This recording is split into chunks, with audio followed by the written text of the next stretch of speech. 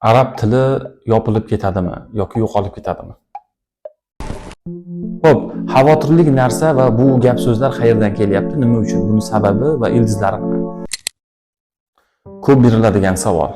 Bugun biz shu haqida biroz gaplashgan bo'lamiz.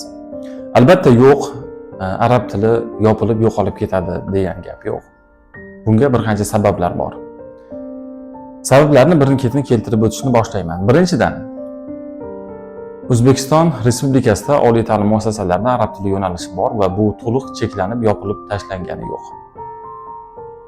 Va hozirgi kunda ham va bundan oldingi yillarda ham arab tili yo'nalishlari ochilgan va davlatning o'zi fakultetlarni ochgan va u fakultetlar arab tili mutaxassislarini tayyorlamoqda va yetishtirib chiqarmoqda. Va qiyoslaydigan bo'lsak, bundan 5-6 yil avvalgi arab tili fakultetlarini va oliygohlarini taqqoslaydigan bo'lsak, hozirgi kunda bir necha barobar ko'p ularning soni. Misol uchun, ayniqsa xususiy nodavlat ta'lim muassasalari, oliygohlarini nazarda tutyapman. Ulardagi o'quvchilarning sig'imi ham, fakultetlar ham bir necha barobar ko'p. Va bundan tashqari 2022-yilda bir ochilganda, boshqacha qilib aytadigan bo'lsak, Namangan davlat chet tillari instituti tashkil etildi. Ayni o'sha yilda Andijon davlat chet tillari instituti ochildi va o'sha yerda arab tili fakultetlari ochildi. Va bundan tashqari nodavlat ta'lim oliygohlarida ham arab tili yo'nalishlari ochilgan va bunga davlatning o'zi ruxsat berayotgan va kadrlar yetishtirib chiqaryapti. O'z navbatida bir narsa borki, bu fakultetlar ochilishligi uchun davlat o'zi ish bilan ta'minlay oladigan sohalarga o'zi kvota beradi va o'zi o'shaning uchun ochadi. Demak, arab tilida bitirganlar nima ish qiladi deydigan bo'lsa, albatta o'quv markazlaridan ochish mumkin, faoliyat yuritish mumkin. Bunga cheklov yo'q. Va bundan tashqari keyingi sabab, milliy sertifikat tizimida ham arab tili hali turibdi, hali olib tashlangani yo'q. O'quvchilar imtihon topshirib, sertifikatlarni olib, oliygohlarga imtiyoz bilan kirmoqdalar. Va bundan tashqari bakalavridagilar ham C1 darajasini olib magistrga kirmoqda. Va yana hattoki doktoranturaga boshqa umuman yo'nalishi arab tiliga aloqasi bo'lmaganlar B1 sertifikatini olib doktoranturaga ham kirmoqda va hattoki ustama oyliklariga ham arab tili yo'nalishi bor. Agar oladigan bo'lsa, pul qo'shib beradi.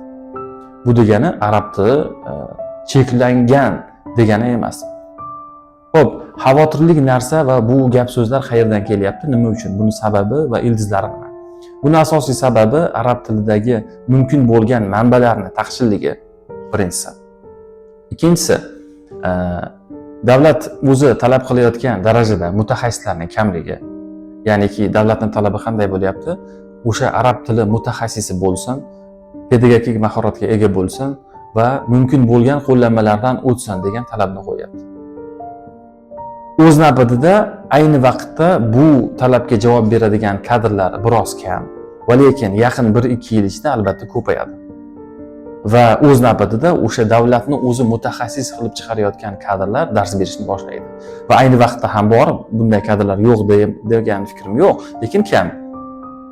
Va boshqa bir tarafdan aytiladiki, xalqning ichida gap bo'ladida, nima uchun maktablarda aytaylik arab tili yo'nalishlari yo'q, arab tili fan qilib qo'shaylik yo'q.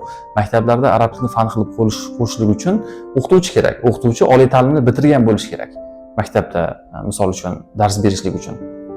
Bu o'z navbatida buni imkon yo'q va keyinchalik balki buni imkoni bo'lar. Qachonki kadr ko'payganda ularni ish bilan ta'minlashlik masalasi bizni emas, davlatning ham o'zining asosiy masalasiga aylanadi.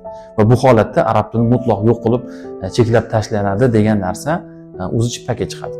Chunki o'quvchilar kontrakt to'lab o'zi ta'lim olmoqdalar. Davlatga pul o'tkazib berilyapti. Ya'niki diplom olaman, men ishli bo'laman deb. Albatta davlat ham o'zini fuqarolarini ish bilan ta'minlashlik asosiy masalasi hisoblanadi. Va o'ylaymanki, bu xavotir o'rinsiz, bu kabi xavotirlar. Endi dars berish niyatidagilar imkon qadar va maksimal harakat qilish kerak. Talablarni bajarishlikka, sertifikatlarni olishlik va oliy ta'lim muassasalarida o'qishlik yoki o'qiyotgan bo'lishlik kerak. Va shu o'rinda savol tug'iladi, nechinchi kursdan ishlasam bo'ladi deydi.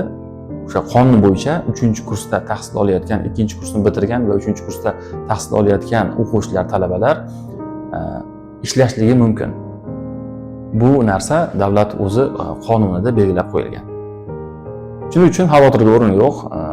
Bu kabi xavotirli gaplarni tarqatishning o'rniga yo o'sha diplomni harakatini qilish kerak yoki ta'lim olishda davom etish kerak.